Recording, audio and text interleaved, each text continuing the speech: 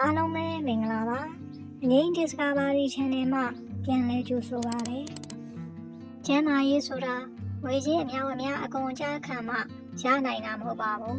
ကျမတို့ဘဝဝင်ကြီးမှာလွယ်တကူရှိနေတဲ့ပစ္စည်းလေးတွေနဲ့လည်းနေ့စဉ်ဘဝမှာကျန်းမာအောင်နေထိုင်လို့ရပါတယ်ဒီကနေ့မှာတော့လူတိုင်းနဲ့တဲ့ယုံနေမကပဲအိမ်မှာတင်လွယ်တကူလှုပ်ဆောင်လို့ရတဲ့ရှေးလူကြီးတွေလက်ဆင့်ကမ်းခဲ့တဲ့စိတ်နီးသုံးမျိုးကိုပြန်လည်မျှဝေပေးသွားမှာဖြစ်ပါတယ်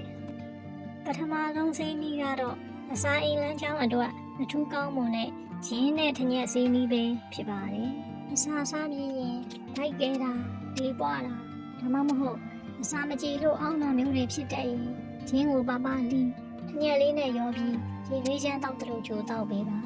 ဒါကသွေးလေးကိုလည်းပတ်စေတယ်လို့ခန္ဓာကိုယ်ထဲကအပူပုတ်တွေကိုလည်းရင်းစင်စေပါတယ်အထူးသဖြင့်မိုးရေတဲ့နေ့တွေမှာတောက်ပေးရင်အေးမိခြင်းကနေပါကာကွယ်ပေးနိုင်ပါတယ်ဒုတိယတနည်းကတော့ဗီတာမင်စီအကျွဲဝါဆုံးလို့သိကြတဲ့ဇီးဖြူသီးနဲ့ပြားရည်ဆေးနီးပါဇီးဖြူသီးကိုအမြူတေဆေးလို့တောင်ခေါ်ကြပါတယ်ဇီးဖြူသီးအစုံဒါမှမဟုတ်အချောင်းမှုကိုပြားရည်စစ်စစ်နဲ့ရောဆက်ပြီးနေ့စဉ်အနည်းငယ်စီစားပေးပါဒါကခန္ဓာကိုယ်ရဲ့ကိုယ်ခံအားစနစ်ကိုမြင့်တင်ပေးသလိုအသားရည်ကိုလည်းကြည်လင်စေပါတယ်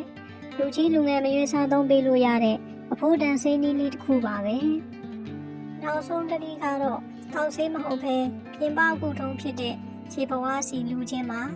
ဒီနေ့တော့လုံးပင်မလို့ညဘက်အိမ်မပြောတာခြေထောက်တွေညောင်းညာနေတာမျိုးရှိရင်ညအိမ်ခါနေတိုင်းနှမ်းစီဒါမှမဟုတ်ဘုံစီကိုခြေပွားမှာအနေငယ်ပူနွေးလာတဲ့အထိပို့လိမ့်ပေးပါ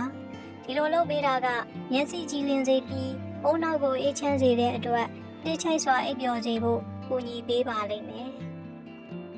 အခုပြောပြခဲ့တဲ့နည်းလမ်းတွေဟာအိမ်မှာတင်လွယ်တကူလုပ်နိုင်တဲ့သဘာဝဆေးနည်းလေးတွေပဲဖြစ်ပါတယ်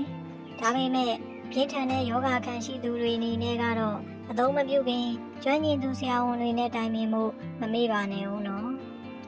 အခုလိုကျန်းမာရေးဘုသူနာတွေကိုဆက်လက်သိရှိခြင်းနဲ့ဆိုရင်တော့ငိမ့် Discovery Channel လေးကို Subscribe လုပ်ထားပေးပါဦးဆုံးဖြတ်ကြည့်ရှုပေးတဲ့အတွက်လည်းကျေးဇူးများကြီးတင်ပါတယ်